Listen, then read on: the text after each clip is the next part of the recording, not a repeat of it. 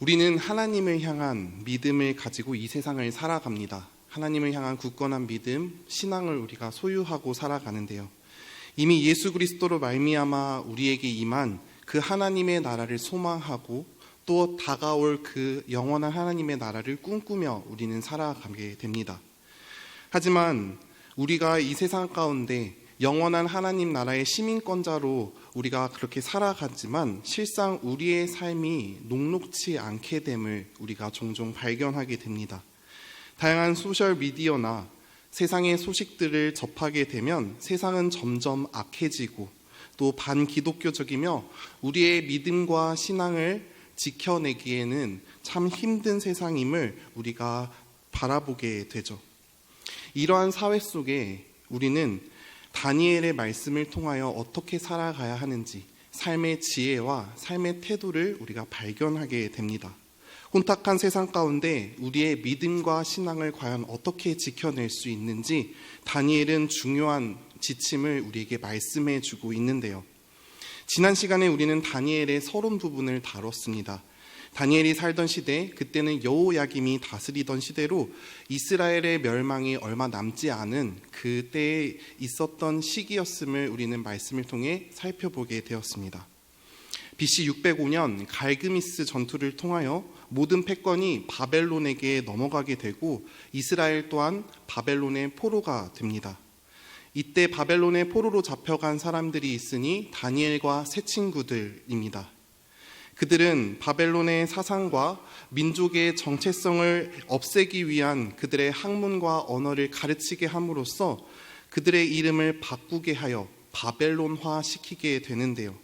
다니엘과 세 친구들의 이름은 바벨론화 되어서 이름이 개명되게 되고 그들의 믿음과 또 신앙을 지키기 힘든 상황에 놓이게 됩니다.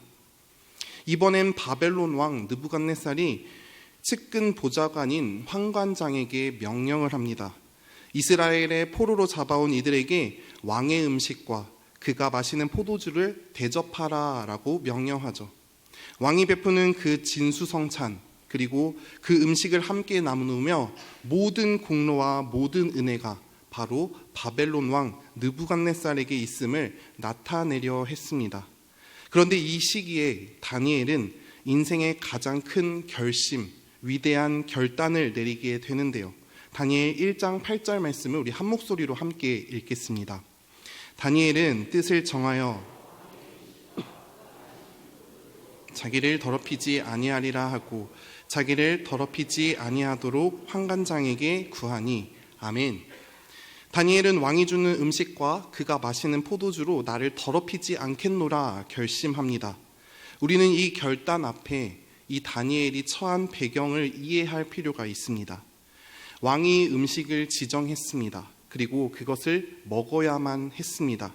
최고의 권력자가 음식을 지정했고 그것을 먹는 자에게는 왕이 주는 자유를 누리게 됩니다. 만약 최고 권력자인 왕의 명령에 불순종하게 된다면 그는 왕의 명령에 불순종하는 자로서 죽임을 당해도 마땅한 위치에 놓이게 됩니다. 이것은 단순히 지키고 안 지키고 순종의 문제를 뛰어넘어 생과 사를 구분하는 생사를 결정하는 삶의 문제였습니다. 왕의 명령에 순종하지 않는 모습은 도리어 상상조차 하지 못할 무시무시한 일이 펼쳐진 것이죠. 이러한 명령은 느부갓네살의 사람들로 자신들의 사람들로 세우기 위한 전략이었습니다. 유다에서 새롭게 잡아온 이들에게 후에 자신의 견고한 왕국을 세워나갈 인재들로 함께 육성해 나가며 그들을 자기 사람으로 만들고자 했던 것이죠. 자신만의 견고한 바벨론을 함께 세워나가기 위해 그들을 술과 음식으로 함께 사려 했던 것입니다. 하지만 이러한 계략과 술수에 다니엘은 쉽게 넘어가지 않습니다. 그는 분명한 정체성을 드러내게 되는데요. 많은 성경학자들이 이 성경 본문을 가지고 연구하며 이 당시 다니엘의 나이를 추정했을 때 15세 전후의 청소년기 시절을 보내고 있는 그 세대로 추측하고 있습니다. 그렇다면 다니엘의 이 어린 시절, 바벨론의 포로로 잡혀오기 직전 그는 남왕국 요시야 왕의 종교개혁과 더불어 신앙의 부흥의 그 분위기를 몸소 겪어왔던 세대입니다. 하나님을 경외하고 말씀대로 살고자 했던 그 요시야 왕, 그 왕의 개혁과 통치 아래 다니엘은 자연스럽게 하나님을 접하게 되고 하나님의 말씀 안에 살았습니다. 더불어 이스라엘 양육법에 의하여 청소년기 시절이 되기 전 모세오경 율법을 달달 외우고 말씀 안에 훈련받아야 했기에 자연스럽게 다니엘은 어릴 적부터 하나님에 대해 알고 하나님을 향한 신앙이 자랐을 것입니다. 하지만 지금 바벨론의 포로로 잡혀왔습니다. 그가 지금 맞닥뜨린 상황들을 살펴보면 도무지 이해가 되지 않습니다. 오직 유일하게 믿어왔던 여호와 하나님, 살아계신 하나님이 아니라 지금 새 주인인 느부갓네살을 따라야 한다라고 했을 때 그가 겪게 되는 혼란과 그 혼돈은 아마 이를 말할 수 없을 것입니다. 느부갓네살의 말에 따라야 하고 내가 주는 음식을 먹어야 하고 바벨론 제국을 다스리자 했을 때 그의 마음엔 수많은 갈등과 마음의 격동이 일어났을 것입니다. 이전까지 온 마음 다해 섬겨온 여호와 하나님, 바벨론 땅에서 지금 신으로 추앙받는 느부갓네살 왕, 다니엘은 이 둘 중에 하나를 선택해야만 합니다. 특별히 다니엘의 나이가 15세 전후라고 했을 때 그는 피 끓는 청소년의 시기입니다. 내가 누구인지, 내가 어떻게 살아가야 하는지 분명한 자아 정체감이 형성되는 시기이며 많은 불안과 염려 속에 여러 가지 위기와 또 질풍노도의 시기를 보내는 격동적인 시기입니다. 지금 내가 선택하는 것 하나가 그의 삶을 뒤흔들게 하며 그가 이전에 배우고 익혀왔던 것들이 삶의 현실에 맞닥뜨렸을 때, 부딪힐 때 거기서 오는 자괴감과 그러한 절망감은 이로 말할 수 없을 것입니다. 한 나라가 망하고 지금 바벨론의 포로로 잡혀오고 그의 인생관과 세계관을 송두리째 무너뜨리려는 그 바벨론의 무시무시한 정책에 다니엘은 혼돈 그 자체였을 것입니다. 무엇을 선택해야 할지 자아 정체감의 혼란과 더불어 현실의 이념에 계속해서 부딪히는 자신을 보며 좌절하고 절망했을 것입니다. 저는 오늘 이 말씀을 묵상하며 이 당시 다니엘의 마음, 다니엘이 겪고 있는 모든 상황이 마치 오늘을 살아가는 저와 여러분들이 동일하게 느끼는 감정이라고 생각합니다. 겉으로 그리스도인으로서 거룩한 성도로서 살아가지만 우리의 삶을 보면 세상 속에 동조되어서 겉으로 그리스도인으로서 살아가는 우리의 모습들이 있지 않은지 되돌아보게 됩니다. 애매하고 모호한 위치에서 세상도 좋고 교회도 좋고 하나님도 좋고 우리의 정체성이 혼란이 될 때가 얼마나 많은지, 뜨뜻미지근하게 신앙생활하는 사람이 얼마나 많은지 우리의 주변을 돌아보면, 그리고 우리의 삶을 돌아보면 그렇게 느끼게 됩니다. 세상의 기준에 따라 살 것인가, 하나님의 말씀의 기준으로 살 것인가, 서로 상충되어 충돌되는 경우가 참 많은 것 같습니다. 머리로는 하나님의 말씀으로 살아가야지 하지만 정작 마음과 생각대로 움직이지 않은 우리의 안타까운 모습들이 발견되곤 하죠. 이것은 어린 학생부터 어른까지 막론하고 누구도 예외가 될 수 없음을 보게 됩니다. 이러한 애매하고 모호한 신앙생활을 하는 우리에게 다니엘은 분명하게 명확한 삶의 지혜를 우리에게 알려주고 있습니다. 오늘 본문 말씀인 다니엘 1장 8절 말씀을 다시 한번 한 목소리로 함께 읽겠습니다. 다니엘은 뜻을 정하여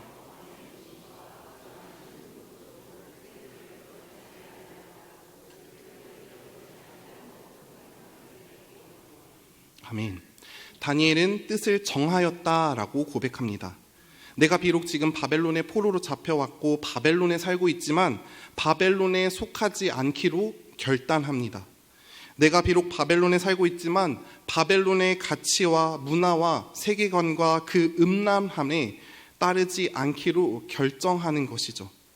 다니엘이 뜻을 정하다 해서 뜻은 레브라는 단어를 사용하는데요. 레브는 뜻이라는 의미도 있지만 마음이라는 뜻으로 번역이 가능합니다. 이 당시 사람들이 생각하고 행동하는 것, 옳고 그름을 판단하는 모든 기준, 모든 근원이 마음으로부터 시작된다라고 바라보았기 때문이죠. 또한 정하다라는 단어는 숨이라는 단어를 사용합니다. 숨은 결정하다라는 뜻으로 번역되기도 하지만 두다, 놓다라는 뜻으로 번역되기도 합니다.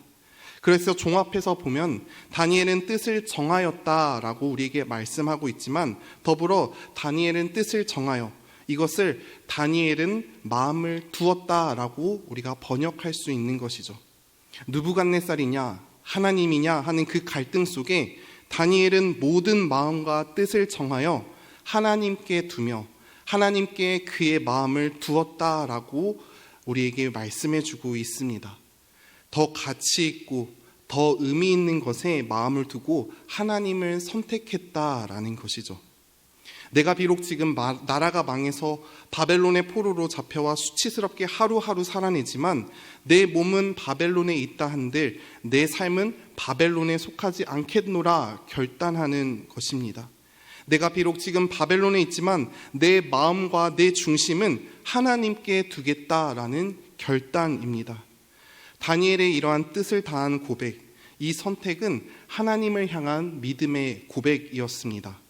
특별히 뜻을 정하여 왕이 주는 음식과 포도주로 자신을 더럽히지 않겠다라고 고백하는데요.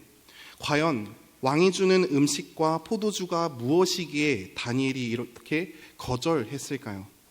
이 부분에 대하여 성경학자들의 다양한 의견들이 있습니다. 첫 번째로 레위기 11장에 나타난 정결법에 해당하지 않는 음식이라는 의견입니다.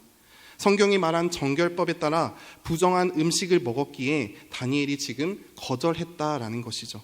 두 번째로 이 음식은 이 당시 문화상 이방 신들에게 바쳐진 우상의 제물이었기 때문에 이것을 다니엘이 먹지 않았다라는 의견입니다. 더러운 우상 제물에게 바쳐진 음식이기에 거룩한 성전인 다니엘 스스로가 자신을 더럽히지 않았다라는 의견이죠. 세 번째로 왕과 함께 식탁을 공유한다라는 것은 왕과의 언약을 확인하며 충성을 요구하는 자리이기에 모든 주권이 왕에게 있음을 인정하는 행위라는 의견입니다. 다양한 학자들의 의견과 주장들이 있지만 분명한 사실은 다니엘은 뜻을 정하였다라고 우리에게 말씀하고 있습니다. 왕이 주는 음식을 먹고 마시는 것에 초점을 두고 있는 것이 아니라 더 가치 있고 더 중요한 것에 의미를 두며 하나님께 뜻을 맞추었다라는 것이죠. 다니엘은 왕이 주는 그 음식과 포도주가 그 당시 권력과 실세였던 왕이 주는 영광의 자리가 아닌 하나님과 멀어지는 죄악된 자리임을 깨달았고 하나님께 더 우선순위를 두며 자신의 마음과 뜻을 주님께 고정시켰던 것입니다. 단순히 음식을 먹고 마시는 거절을 뛰어넘어 자신의 거룩함을 지키며 하나님의 말씀에 순종하고 더욱더 하나님께 우선순위를 두며 나아갔던 이 다니엘의 죽음을 각오한 믿음의 행동을 지금 보게 되는 것이죠. 사랑하는 광현교회 성도 여러분, 다니엘의 뜻을 정하고 가치 있고 더 의미 있는 것에 마음을 둔 믿음의 선택, 이 결정, 이 믿음의 선택이 우리 모든 광현교회 성도님들 가운데 있길 간절히 소망합니다.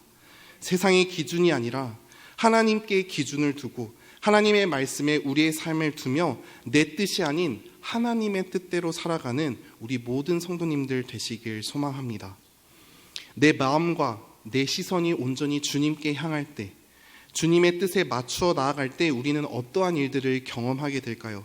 이어지는 9절 말씀입니다. 한 목소리로 함께 읽겠습니다. 하나님이 다니엘로 하여금 환관장에게 은혜와 긍휼을 얻게 하신지라. 아멘. 하나님께서는 다니엘로 하여금 은혜와 긍휼을 얻게 하셨습니다. 왕의 명령을 어기는 것, 이것은 절대 권력자에 대한 불순종이며 죽음에 해당하는 일이었습니다. 그것도 한 나라의 포로로 잡혀온 조그마한 소년이 왕의 명령에 불순종한다라는 것, 이것은 감히 상상조차 못할 일인 것이죠. 하지만 하나님께서는 다니엘로 하여금 환관장에게 은혜와 긍휼을 얻게 하십니다. 환관장이 말을 듣지 않는 이 다니엘을 보고 왕에게 고발하거나 또는 그에게 직접 벌을 내릴 수도 있었습니다. 하지만 다니엘의 말을 듣게 하셨고 그 모든 어려움과 모든 상황 속에서 은혜와 긍휼을 얻게 하셨습니다. 여기서 은혜라는 것은 헤세드입니다. 하나님의 신실하신, 변함없으신 자비로운 성품을 드러낼 때 사용되는 단어이죠. 언약에 근거한 하나님의 성실하심, 그 사랑이 바로 헤세드입니다. 더불어 긍휼이라는 단어는 라하밈이라는 단어입니다. 이것은 하나님의 깊은 동정심과 사랑이 담긴, 무엇보다 한 아이를 자궁 속에서 잉태하며 출산하기까지 지키시고 보호하시는 하나님의 따뜻한 성품을 나타낼 때 사용합니다. 하나님께서 환관장에게 은혜와 긍휼을 베풀지 않았더라면, 하나님께서 다니엘을 기억하지 않으셨다라면 다니엘은 1장에서 모든 역사가 끝나게 됩니다. 그러나 지금 하나님은 은혜와 긍휼을 베풀어 주시사 다니엘을 역사의 전면에 사용하신 것이죠. 사랑하는 광영교회 성도 여러분, 오늘 이 다니엘의 작은 믿음의 결단, 마음을 하나님께 두며 뜻을 다한 이 모습에 우리가 집중하길 소망합니다. 하나님의 관점에서 이 다니엘을 봤을 때 얼마나 마음이 아름답고 귀해 보이셨을까요? 동시대를 살아가고 있는 이 시기 유다 땅에도 하나님의 사람들이 있었습니다. 유다의 왕도 있었고요. 이 당시 제사장도 버젓이 있었습니다. 이 당시 유다에 활동했던 선지자 예레미야도 있었습니다. 예레미야의 끝없는 외침에도 사람들은 반응하지 않았죠. 하나님이 개입하고 싶으셔도 이들은 하나님과 계속해서 멀어진 상태를 살고 있습니다. 하지만 지금 먼 이방의 땅 바벨론이라는 곳에 다니엘은 달랐습니다. 그곳은 하나님을 예배하는 성전도 없습니다. 바벨론의 포로와 아무런 소망 없이 미래에 대한 기대와 소망도 찾아볼 수 없습니다. 하지만 다니엘은 뜻을 정하여 하나님께 고백합니다. 하나님, 제 몸을 더럽힐 수 없습니다. 더 가치 있는 것에 내 뜻과 내 마음을 둡니다. 하나님께 더 마음을 두며 자신의 행동을 결단하게 되죠. 하나님의 입장에서 본다면 이 다니엘의 믿음의 고백을 그냥 내버려 둘 수 없었습니다. 하나님께서 전적으로 개입하셔서 이후의 모든 시험도 이기게 하시는데요. 10일 동안 단순히 물과 채식을 먹는데도 불구하고 왕의 음식을 먹는 소년들의 얼굴보다 더 좋아 보이게 하십니다. 이것은 단순히 채식을 해서 건강한 것이지라고 단순하게 넘어갈 문제가 아닙니다. 전적인 하나님의 손에 붙들려 하나님의 은혜로 말미암아 그들이 그렇게 살아가고 하나님께 붙들린 바 되었다라는 사실인 것이죠. 주님께서는 이처럼 다니엘과 같이 뜻을 정하며 하나님의 마음을 시원케 해줄 한 사람을 찾고 계십니다. 주님의 마음을 알고 주님의 시선이 머무는 곳에 우리의 시선이 머물며 하나님께 가치를 두며 살아가는 믿음의 세대를 주님께서는 찾고 계십니다. 세상은 점점 진리를 거부하고 반기독교적인 문화와 세상이 기준이 되어서 그것을 더 중요하게 여겨지는 이 사회 가운데 마치 하나님이 정말 사라진 것처럼 보이는 이 바벨론과 같은 시대 속에 우리가 살아가고 있다라는 것을 기억하며, 그럼에도 불구하고 하나님은 살아 역사하고 계시며 우리와 함께하고 계시다, 우리를 주목하고 계시다라는 사실을 우리가 기억하길 간절히 소망합니다. 지금도 하나님의 뜻을 따라 하나님의 뜻을 정하여 살아갈 하나님의 사람들을 찾고 계십니다. 그리고 그렇게 살아가는 자들을 결코 외면치 않으시고 하나님의 은혜와 긍휼을 얻게 하십니다. 그 역사의 주인공이 저와 여러분 되길 간절히 소망합니다. 그리고 특별히 다니엘과 같이 쓰임받는 우리의 다음 세대가 되길 소망합니다. 세상이 감당치 못할 하나님의 사람들로 하나님의 은혜와 긍휼을 입은 사람들이 되길 소망합니다. 하나님께서는 다니엘로 하여금 은혜와 긍휼을 얻게 하셔서 3년의 시간 동안 놀라운 은혜를 계속해서 경험하게 하십니다. 그들이 바벨론 언어를 배우고 여러 학문들을 배울 때 단순히 열흘간의 테스트가 아니라 3년 동안 지정된 음식과 마실 포도주를 제하며 그들이 범죄하지 않고 하나님의 자녀로 온전히 세워지게 됩니다. 뜻을 다하여 하나님께 모든 것을 내어드린 이 다니엘, 하나님께서는 이 다니엘을 어떻게 사용하셨을까요? 다니엘 1장 17절 말씀입니다. 하나님이 이 네 소년에게 학문을 주시고 모든 서적을 깨닫게 하시고 지혜를 주셨으니 다니엘은 또 모든 환상과 꿈을 깨달아 알더라. 아멘. 하나님께서 모든 서적을 깨닫게 하시고 지혜를 주시며 모든 환상과 꿈을 깨닫는 은혜를 더하여 주셨습니다. 포로로 잡혀와 아무런 소망과 기대가 없는 그들의 삶의 다니엘이었지만 하나님은 온전한 그 믿음과 뜻을 정한 그 다니엘을 귀하게 여기시서 더 가치 있는 것에 마음을 둔 그 다니엘을 사용하신 것이죠. 역사의 주관자 되신 하나님께서 모든 것을 더하여 주심을 우리는 성경 말씀을 통해서 살펴보게 됩니다. 세상이 말하는 기준, 세상의 가치가 아니라 하나님 중심으로 내 마음과 뜻을 정하며 나아갈 때 하나님의 위대한 일들이 펼쳐지게 된 것이죠. 사랑하는 광영교회 성도 여러분, 세상은 점점 빠르게 또 계속해서 변화되고 있습니다. 그에 따라 세상에 적응되며 살아가는 우리는 하루하루 정말 정신없이 살아가곤 합니다. 하지만 변화되는 이 세상 속에 우리가 살아가지만 우리가 살아가야 하는 삶의 원칙은 변하지 않습니다. 뜻을 정하여 주님 앞에 나아가는 우리의 인생, 다른 것에 귀 기울이며 다른 것에 내 마음을 두는 것이 아니라 정말 하나님의 뜻에 발맞추어 나아가며 하나님과 동행하는 삶, 하나님이 정말 주인 되심을 기억하며 그분의 뜻 아래 그분께 마음을 두고 내 모든 것을 내어놓는 삶, 이것이 주님을 향한 우리의 온전한 자세입니다. 로마서 12장 2절은 다음과 같이 우리에게 말씀해 주고 있습니다. 우리 한 목소리로 함께 읽겠습니다.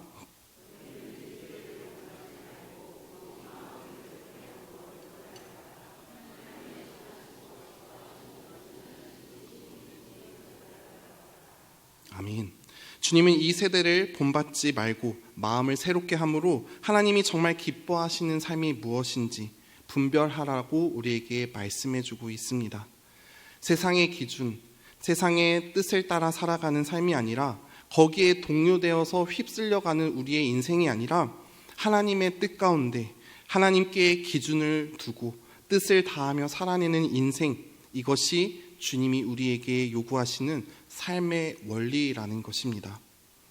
한 나라가 망하고 또 포로로 잡혀와 아무 소망도 없던 그때 좌절하고 절망 가운데 있지만 역사의 주관자 되시는 하나님께 모든 시선을 맞추고 하나님을 인정하며 더 가치 있는 것에 마음을 쏟았던 이 다니엘, 성경은 그 다니엘을 이렇게 기록하고 있습니다. 다니엘 1장 21절 말씀입니다.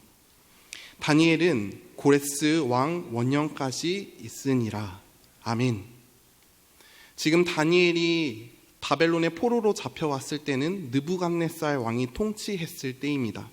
느부갓네살 왕 때 그가 지금 포로로 잡혀왔지만 하나님께서는 벨사살 왕 때도 다리오 왕 때도 고레스 때에도 바벨론이라는 이 나라가 메대와 바사로 또 페르시아로 나라가 세워지는 동안 4명의 왕이 지나가고 새 제국이 지나가는 그 동안에도 다니엘을 사용하셨다라고 성경이 기록하고 있습니다.